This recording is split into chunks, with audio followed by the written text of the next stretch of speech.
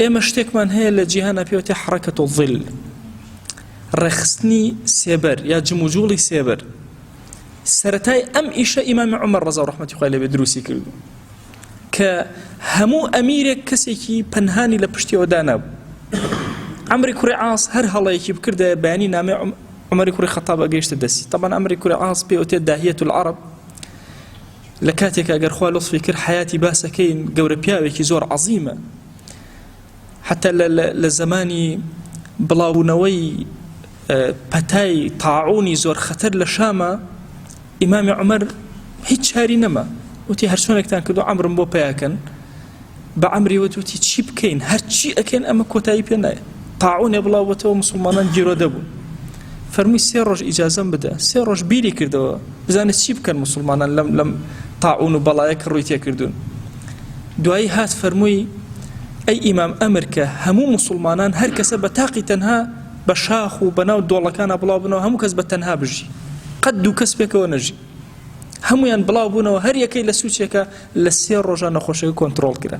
خۆ تەبیبیش نەبوو، دکتۆر نەبوو، بەس داهیە و عاقڵێکی زۆر گەورە بوو. عەمری کوڕی عاص ئەگەر هەڵەیەکی بکردایە بەیانی زوو نامەی عومەری کوڕی خەتاب گەیشتە سەری کە بۆ ئەو هەڵەت کرد. بۆ هیچ مەسئولێک نەبوو لە مەسئولەکانی زمانی عومەری کوڕی خەتاب کەسێک لە پشتیەوە نەبێ ئاگاداری بکە، بزانێت لە ڕووی دینداریەوە دینی چۆنە، زوڵم ناکە، خراپەکاری ناکە، خراپەکاری بڵاو ناکاتەوە.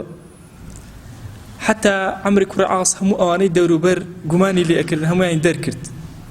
ئەخیرەن هەر نامەکانی پێ ئەگەیشت. ئەخیرەن گومانی لە خێزانی خۆی کردبوو کە لەو ئەچێ ئەو بێ شکاتی بکە هەموو جارێ لە عومەری کوڕی خەتاب و نامەکان بگەنە سەرسەری. بۆیە ئەمڕۆ جیهان بە حرەکەی ظل ئەچێ بەڕێوە. مسلمان ئەبێ سێبەر بێت لە هەموو شوێنەکە وجودی هەبێت. ئەگەر چوویتە شوێنێکەوە کارت کرد، مەهماکان دەستگایەکی عەسکەری بێ، اقتصادی بێ، چونکە هەندێک دەستگای اقتصادی زۆر حەساسەیە، لە عەسکەری زۆر گرنگترە.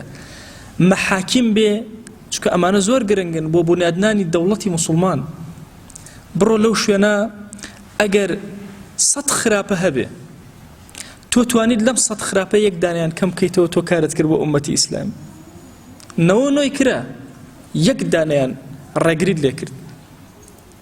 ئێمە مسلمان ئەبێ ئەم عەقڵیەتە گەورەتر کەین و گەنجی مسلمان ئەبێ ئەم فکرە گەورەتر و فراوانتر کە تا بتوانێت کارکە